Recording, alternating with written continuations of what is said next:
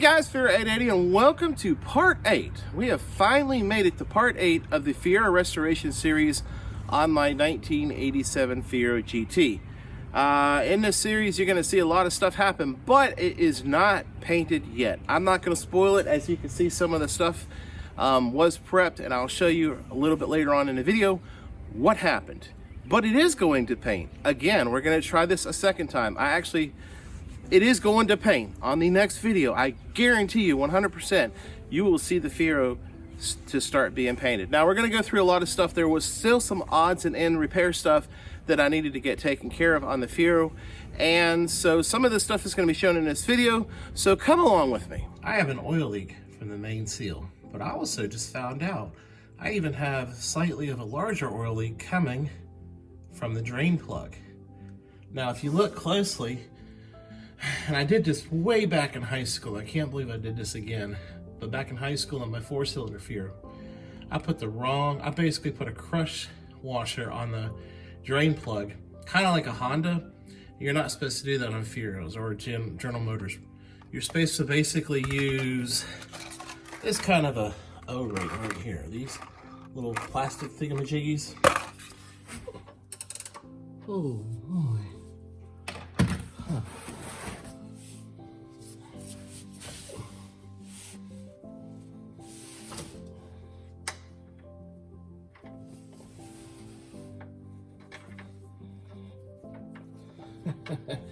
I think we did it. Oh my goodness.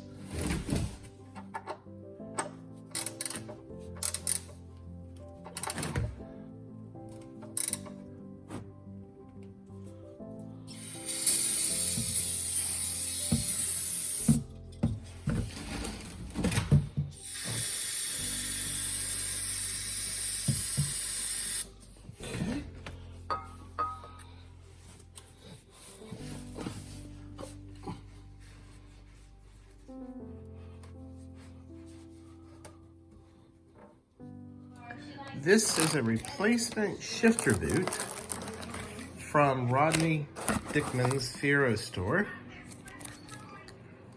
for the automatic transmission shifter boot with the elastic boot on the bottom.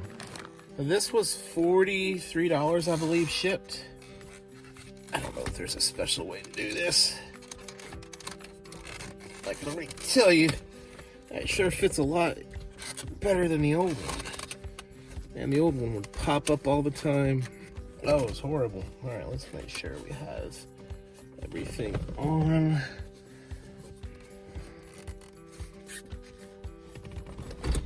Oh, that's a lot better. That is a lot better. I just want to make sure that I have the tension correct. And this is the original one. And I mean, it's just expanded so much over the time. I mean, 33 years old. It just doesn't have any more hold at the bottom to keep it in place. So this looks cool. I like this. I did some adjusting on it and I didn't have it lined up right, but after adjusting it, now everything fits into the grooves. That's perfect. That is perfect right there. So now, yep, all the way to the first.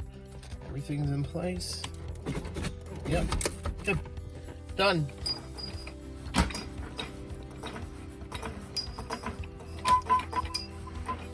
So a lot of y'all have asked about what impact wrench am I using? And again, on one of the videos I said if you had watched JR Go, his YouTube video, he was showing this on one of his videos where he took an axle nut off. This is the Milwaukee 2767. You can buy it tool only or the one with the battery and charger and stuff. This thing is a freaking beast. It's unbelievable how powerful it is. And it's so convenient when you're working on anything car related.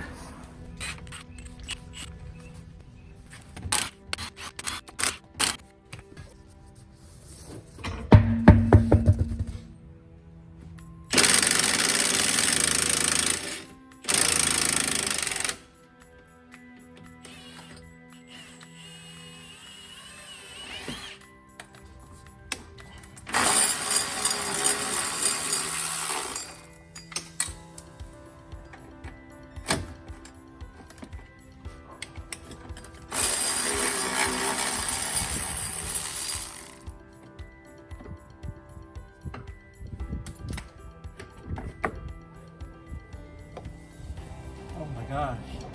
Dude, these things. Yeah, I'm glad I'm replacing those. Wow. These are the Monroe 5921s. I got these from Advanced Auto Parts.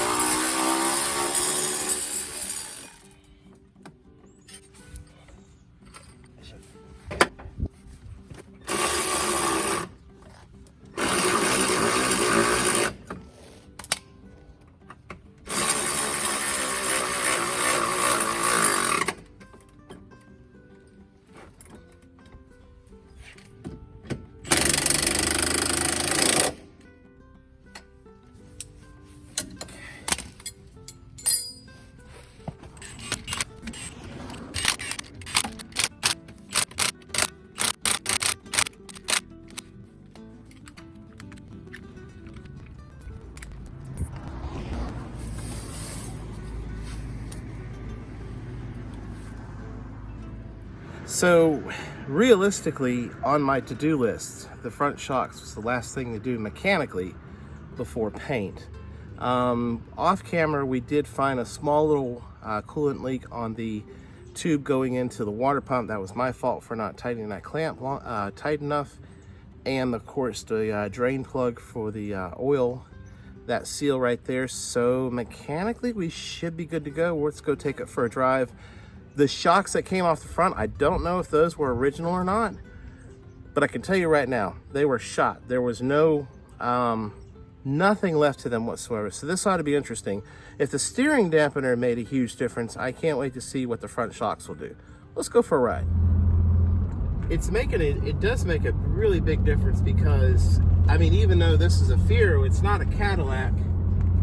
Any bumps that you used to go over, with the front at least, it was harsh. It was just no rebound, no dampening, no nothing. It was just harsh. That's why when I replaced the steering dampener, all that harshness in the steering system went away, but I still had it in the suspension in the front end. And yeah, it drives. You can tell a huge difference.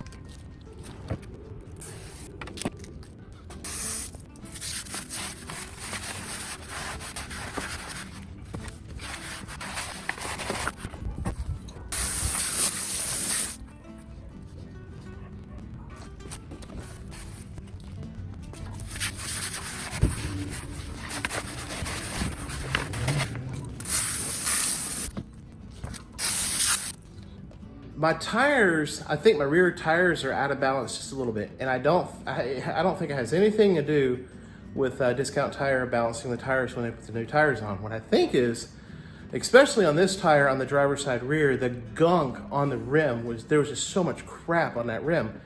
I don't know, and I'm not a professional tire person and all, but I've always wanted to take the rims off and just purple power the crap at the back of them, just remove everything off the rim where it's clean. I'm gonna take the car back and have them rebalance the back tires. So I'm just going around to each and every wheel. Now that I have the time to dedicate just to the wheel and not doing some other repair, I can do so. Now while I'm at it, now I know a lot of y'all hate the spray paint thing, and I get it. Some of you have said, man, you're just rushing through it. No, I'm not. There's only so much you can do to some of these pieces.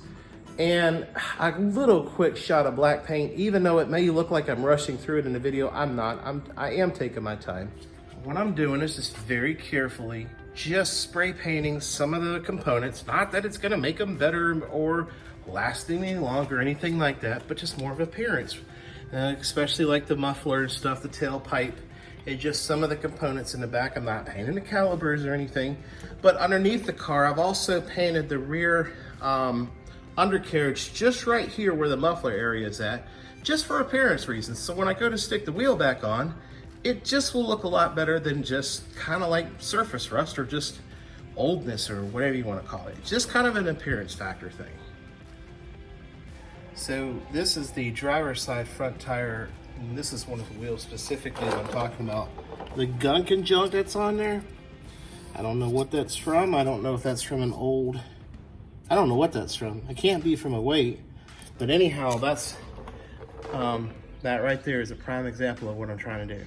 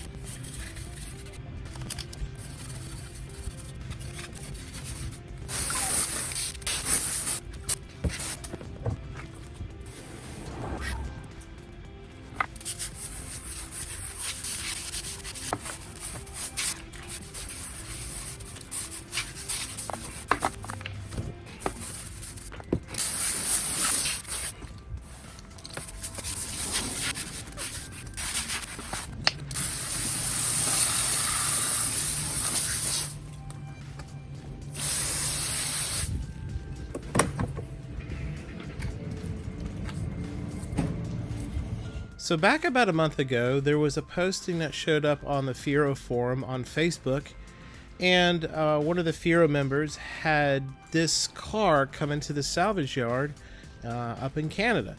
Now Canada does their registration stuff a little bit different. It was my understanding that this car did not have much damage at all, but if I remember correctly, or if I understood it, because of this right here, maybe some undercarriage damage, the registration was denied. So it became a salvage parts car. So after, and I was one of the first few that had seen this pop up, I reached out to the Fiero member and I said, hey, this is a gorgeous interior. I mean, now granted it's a stick shift, I need this surround. This surround is so hard to come across, especially in the tan color. And not only that, I also need this center console piece right here, which again seems to be in gorgeous condition, except for the flaps right there. Those can be easily reattached with some goop and stuff. But looking over the interior again, I mean, it just looked gorgeous. Now, another thing that I noticed is the dash pad for the instrument cluster and the cover look to be in really good shape. Mine are really chalky and stuff. And then I took it a little step further. Also, the seatbelt latch. I need a seatbelt latch. this dashboard looks great. I mean, it really, really looks great. Now, you run into a problem. He's up in Canada, so is it feasible to try to ship this? And I have purchased this. He actually removed the stuff. I don't know if the A-pillar part's coming in. I did ask him if he would possibly send that. It may have been too late if he didn't. It's nothing against him whatsoever, but I did buy this console piece, the glove box part, one of the seatbelt latches, and the dashboard. So hopefully I'll get to show you in the next video clip of the stuff arriving. Hopefully this dashboard arrives in one piece, because this dashboard looks, I mean, it looks amazing. This will make a huge difference on the appearance of my car, especially this, and then getting the seats finally repaired correctly.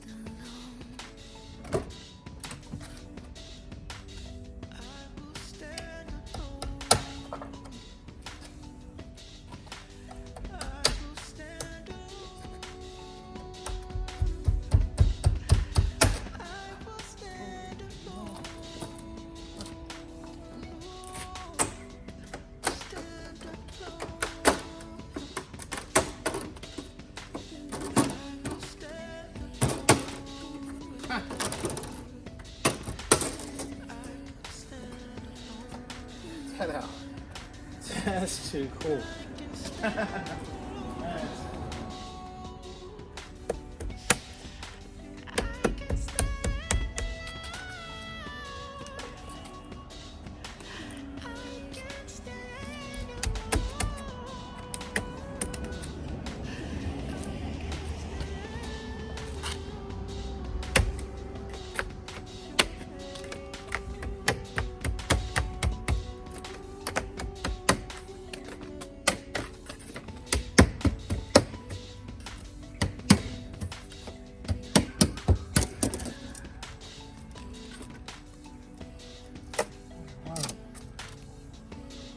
Huh.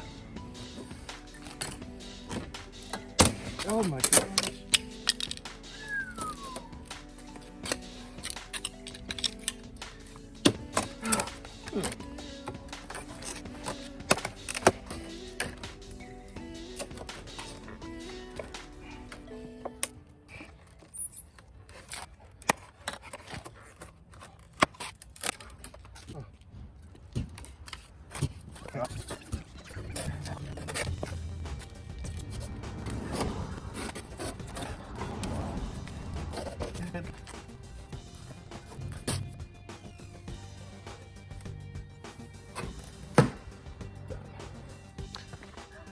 Can't get the badge off.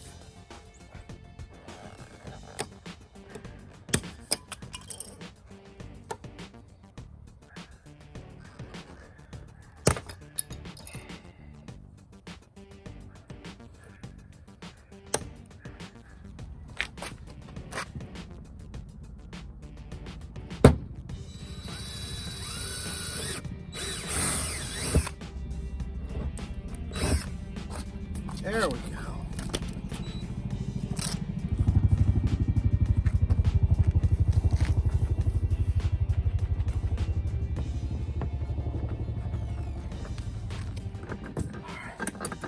Oh my goodness. Ha ha. Bingo. There we go. I kind of put it's not even, it'd probably buff right out. It's not a deep scratch. Got the tint off, got the mirrors off, got the sail panels off, got the sail panel tape off. I'm gonna keep, obviously I have to drive with the taillights over there, but I'll stop by tomorrow and pick those up. I swear y'all are not gonna believe the story I'm about to tell you. The first guy that was going to paint the car, the shop owner had a heart attack. So that's, their shop's on hold, that's why he can't paint it. I found a second guy. He was in the sticks. And I didn't judge him for that. From what I could see from what his work on his page, I'm not gonna mention his name, it looked like it was gonna be a good idea to go to. And he quoted me anywhere from $1,000 to $2,000 depending on what stages I wanted to take, what color sanding I wanted him to do, and how much I wanted him to work on the clear coat. So I decided to go ahead and go along with it. And, you know, I needed a couple of days for preparation to get the car ready. He called up at the last minute a week or two ago and said, hey, I have some help that can help me with your car right now. Could you get it to me tonight? So I tore apart the car and within an hour had everything done and brought the car to him. Then a week later, I started getting some really weird text. I posted a picture on YouTube showing that he had sent me of the car being sanded down. We didn't remove panels or anything of the trim because we weren't doing a color change. Then things got really weird. He sent me some crazy text, not threatening or anything, but text that made no sense whatsoever. And then I showed my wife some of the text and she's like, you need to go get the car. So I did. I went down there today and I went into a shop. I couldn't find him. No one was there at the house, but his shop was unlocked. The car was there. So I look at my car and it's half what you just saw. It's half done. So I'm like, okay, what do I do? How do I get my car out of here legally and correctly and ethically? So I go back in a second time to his shop and I hear this weird gurgling noise, like a snore or something. He's passed out behind my car in a fetal position. Now, prior law enforcement, he wasn't on anything drug-wise. He was sleep deprived. Apparently he's going through a lot of health issues right now, but still, that's it. Pulled the plug and got the car out of there. So now, we're back at step one with the paint. I did reimburse him for what he did do to the car, just to be ethical about it and moral and whatever. It's not right to, he did do some stuff to the car, but that's it. So now I'm back at step one. So I basically drove around all day just seeing if I could find any paint shops that would be interested in painting my car. And it is almost impossible to find a body shop that is doing full car paint jobs and stuff. The lowest I found was $3,000. The highest I found was $7,000. And they're not too much interested in painting a Fiero. Even I got turned down by Mako. Mako of all places turned this car down, saying that that particular shop does not paint cars 25 years or older. So I basically went to the supply store that the paint, where you buy the paint for automobiles locally in my area. They referred me to somebody who actually does incredible paint jobs out of a correct paint booth at their home. He came by about a week or so ago, looked the car over, shows me his work, shows me his examples and stuff, and is going to basically do the Fiero, paint the Fiero the correct way. That is going to happen in the first week of March. So while we wait, the show still has to go on. Now, when I clean the mirrors, and especially when I clean this one with the SOS pad, while it did work, I did scratch the surface of the mirror. I don't know if y'all can see that. That needs to be replaced. As well, at a minimum, we need to get the old mirror gasket off. Let's see. So that will go like this. And before we do that, let's see if we can't line the surface down there just a little bit.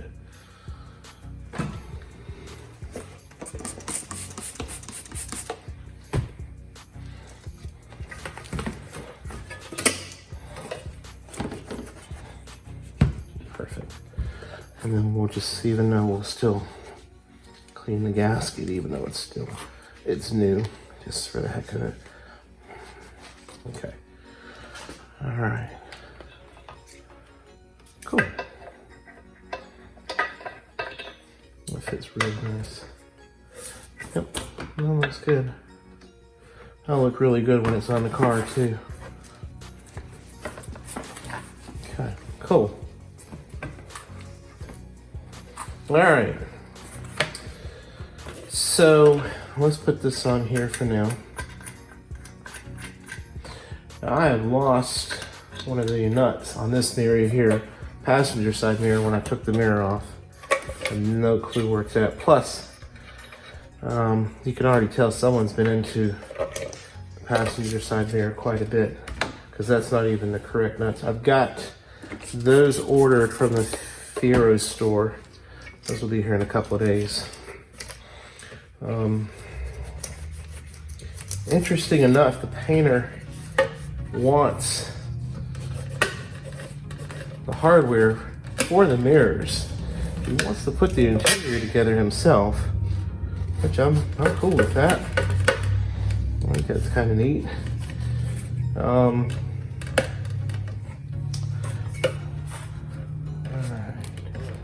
Okay, so I know that's, let's put this on real quick.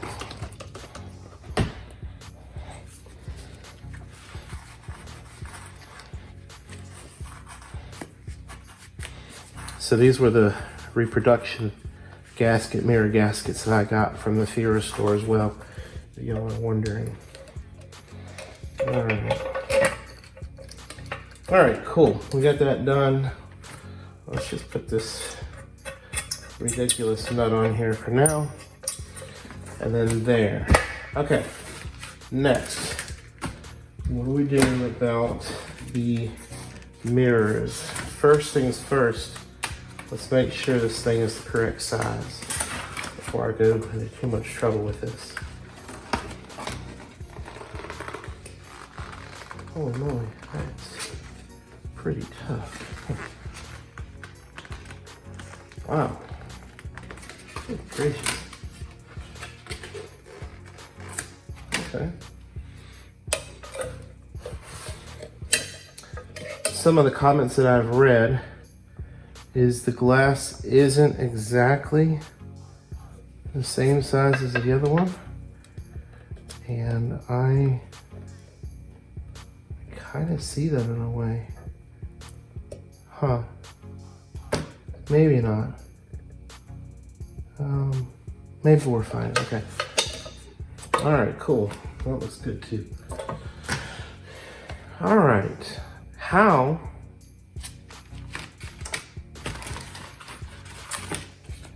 so this is the tape they provide. Now I was going to use goop. I don't know what I'm going to do yet, but I'm going to try something that I was thinking.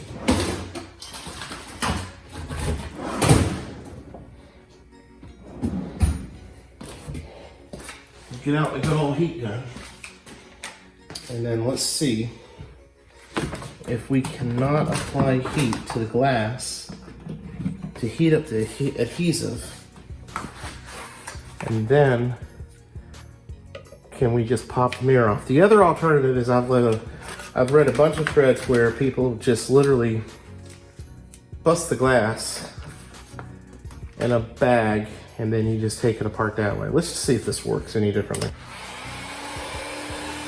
Or I might just shatter it too.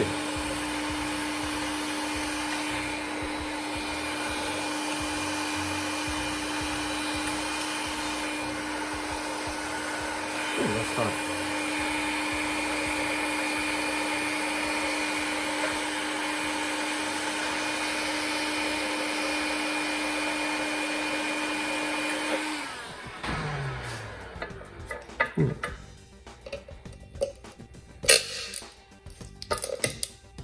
Wow, look at that.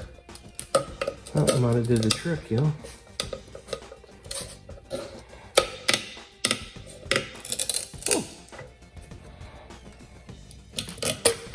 Wow! How cool is that? Whoa.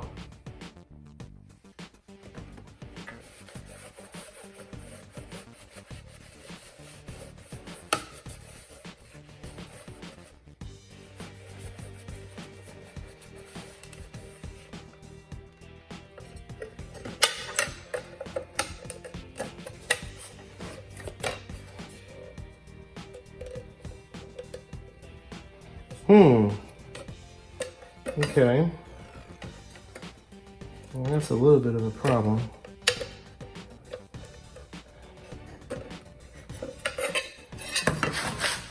All right, that's bad. That's really bad.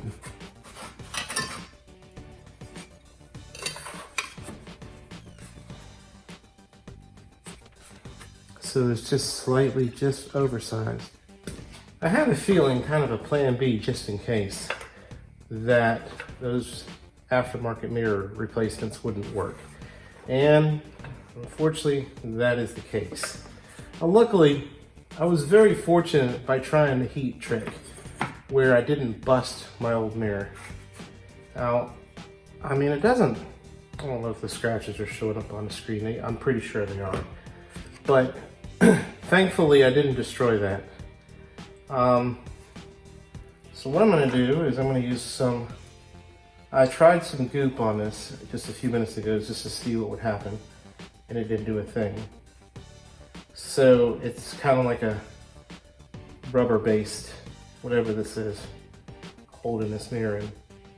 So luckily I've got some RTV left over from the valve cover gasket that I replaced a couple weeks ago. So we're going to basically just stick this sucker back in place where we had it and let it dry overnight, and then bam, we'll just stick it back on the car. You know what's funny is I cannot find any replacement left side mirror glass. So must be something up with that. Maybe it's a pattern or somebody has the rights to it, but we'll set this up, let this dry overnight. Hey, at least we got to see that we can get underneath there. We got the gaskets changed out. We didn't bust any of the glass from the original one. So even though that was kind of a fail, it could have turned out much worse. Meantime, I went ahead and put the mirrors back on, and I put the little grab handles back on the inside of the doors, because I haven't driven this thing in a few weeks, and I really do miss driving this Fiero. It's a lot of fun. So let's go for a ride. Poor car looks like it's been through a tornado on the front of it. Had to clean the windows up and everything. They were all nasty. Let's go ahead and she cranked right up, so.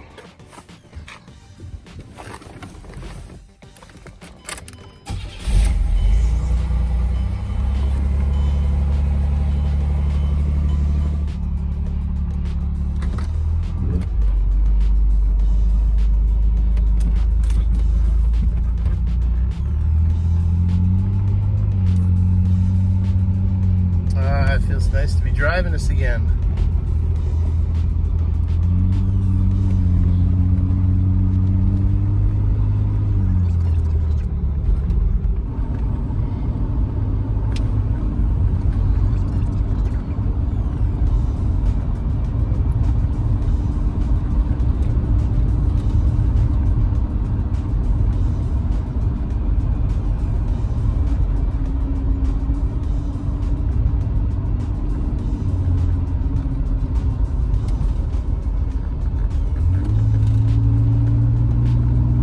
We're gonna go ahead and end the video here. I believe we're roughly around 38, 39 minutes. And the stuff from Canada, I went ahead and tracked it. It's not gonna be here until sometime late Monday afternoon. I've got a bunch of filming and photography stuff to do this weekend and at the beginning of next week. And if you didn't see the picture already, yes, that is a DeLorean. Yes, I bought a DeLorean. There's a really, really cool story behind it. It is supposed to be in really, really good condition, but it's really, really cool. So there's gonna be a DeLorean series coming up very soon. It's a long story. I had no intentions of doing this, working on the Fiero. I really have enjoyed this, and I've really enjoyed the participation from the viewers for the Fiero videos as well. And I've been watching a lot of restoration videos, both Fiero and some DeLorean restoration videos. And I went out around December and started looking for a barnyard DeLorean find. If you know anything about DeLoreans, they can go from anywhere from $14,000 to $50,000+. And if you've watched Hoovie's channel, Tyler, I don't know if you watch any of my videos, I hope you do, but I watch Hoovie's Garage all the time. And when he bought his DeLorean and all the problems that he went through, DeLoreans are not that reliable, but if they've had all the correct stuff done to them, all the restoration stuff, all the electrical updates and stuff, they can actually be a really, really cool car. And I'm telling you, I'll explain more in the DeLorean series. It's gonna probably take about 2 or 3 weeks to produce one of those videos for you and show you exactly what's going on. But I am absolutely a DeLorean diehard fan ever since I was a kid in middle school watching Back to the Future, and I couldn't understand what does DMC stand for. And that's what got me hooked on DeLorean. So it's a really, really huge thing. Like I said, I was looking for a barnyard find, but I actually found, it's a cool story. I'll have to listen. This is for the viewers. One of you asked, why in the world is there so many advertisements? Well, because of all the money that I'm putting into this Fiero to do it right. And the DeLorean, I know the YouTube channel doesn't pay for it, kind of does. I need y'all to share this video as much as possible and like it as much as possible. I need to grow this channel. The more I grow this channel, the more content I'm going to provide you. If you feel just happy and giddy and everything and you want to support the channel, I do have a Patreon account set up, and that's all in the information link below. It explains all that. But if you can't just kind of put up with the advertisements, it really does pay. It makes it worthwhile, and I really, really enjoy this. I can't thank y'all enough, the audience out there. So guys, again, click, where is it at? Like right there and subscribe. Thank you, share it. We will see you soon.